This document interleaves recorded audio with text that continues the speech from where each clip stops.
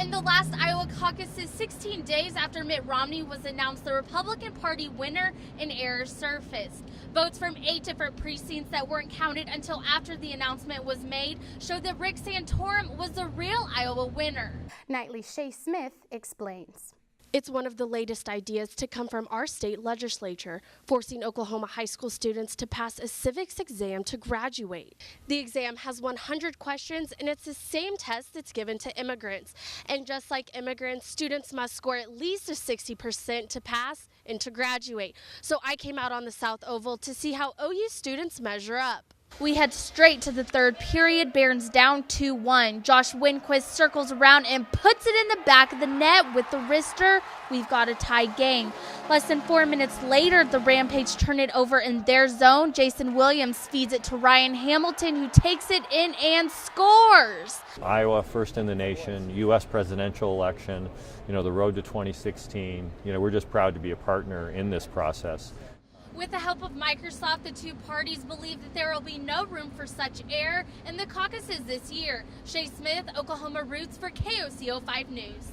Oklahoma City and San Antonio met 12 times during the regular season, with the Rampage winning 9 of those contests.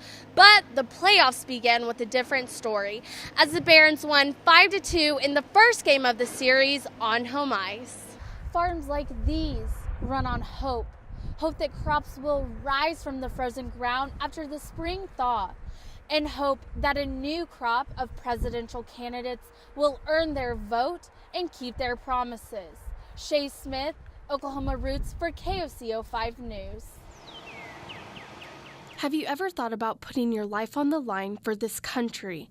Or what about risking your life for a country you aren't even a part of? I wanted to become a soldier since I came to America. And I remember when I was little, when the U.S. went to Iraq and Afghanistan, I was watching the news, and I seen all those soldiers, the helmet, the weapon. I was like, oh, those guys look cool. I want to be one of those one day. Boris Amarofi moved to America as soon as he turned 18 to go to college and to hopefully one day fight for this country. His love and dedication to the U.S. and ROTC provided him with a path to citizenship. I wanted to become an officer. That's why I started doing ROTC first, and then I went to basic training. I've completely offset 1 station unit training, and then I got my citizenship after that. Boris wants to continue to give back to the Army even after his time being an officer in the reserves is over.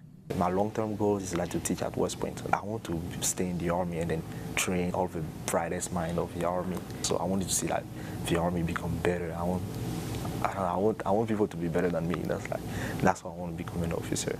After a terrorist attack in his home country, Boris knew that being an American soldier isn't just about protecting the land of the free.